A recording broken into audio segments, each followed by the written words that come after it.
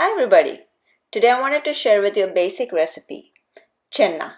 Chenna is basically curdled milk and it serves as a base for multiple different things such as paneer, or you can make rasgulla out of it, which is what I'm going to show you today.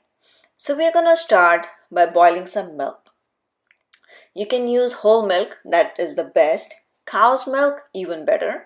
So here I have some milk and I'm using a non-stick pan, as you can see. You can also do this in your Instant Pot on saute mode, but I find that non-stick works better. It just prevents the milk from sticking to the bottom a little bit. But if you can, go ahead and use your Instant Pot. Just make sure you keep stirring the milk in either case.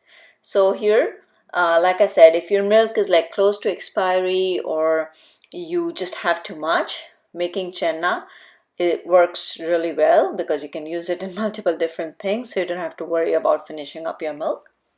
So put your gas or stove on medium high, or you can put your thing on saute mode on normal and let the milk come up to a boil. It might take about 10 minutes or so to do this.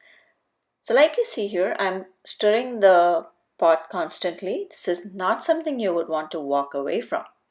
So make sure you stir it, prevent it from sticking to the bottom. And as it comes up to a boil, make sure that it kind of doesn't overflow either. So really keep an eye on this.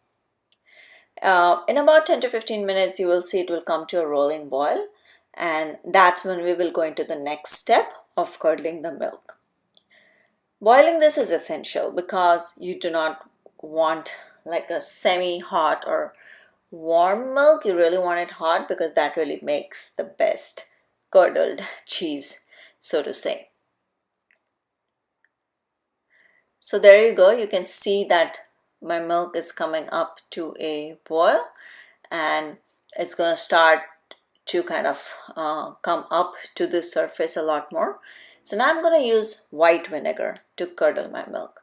So I have about half a cup of vinegar, as you can see in here. I'm not going to pour everything at the same time. I'm going to do it in multiple stages. So you want to make sure that you keep stirring as you add the white vinegar. Yeah. So there you go, like 1 tablespoon or so. Turn the stove to low flame, or if it's your Instant Pot, you can also turn it off or just turn it to a low saute mode. Stir and then wait for a few minutes and then add the second time.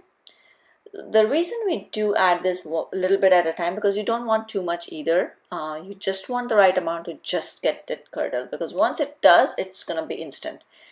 And I prefer to use vinegar rather than lemon because it makes better texture for your chenna or the base for the cheese.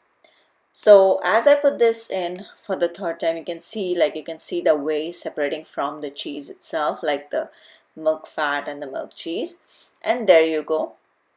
You can see everything is curdling. And so I'm going to move it off the heat completely now. And just make sure that all of the whey separates from the protein in this case, like the cheese itself. So for a couple of minutes, and then what I want to do is strain the whey water out of and collect the cheese separately. Okay, so what we are going to do is use a muslin cloth, and we need a wire mesh strainer. So here I have the muslin cloth over the wire mesh strainer, and I also have another pot underneath to catch the water. So I'll start by pouring the water and the protein mix here, the paneer cheese mix, and catch all the curdled cheese in the muslin cloth. Just be careful, this is going to be really hot, so you really want to be careful and not splatter yourself. So you will see that once you have all the chenna in your cloth, there's still some water underneath in the pan. So what you want to do is really hold up the cloth and try and squeeze out as much as water as possible.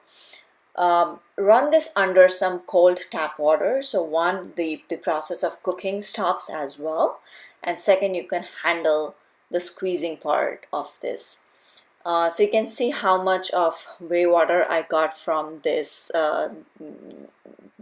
experiment.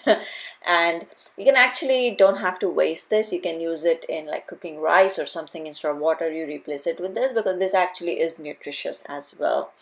So really, here's what we have. This is your basic recipe for paneer, for rasgulla. This is your base. For paneer, you just want to convert it into a block. Stay tuned for my rasgulla recipe.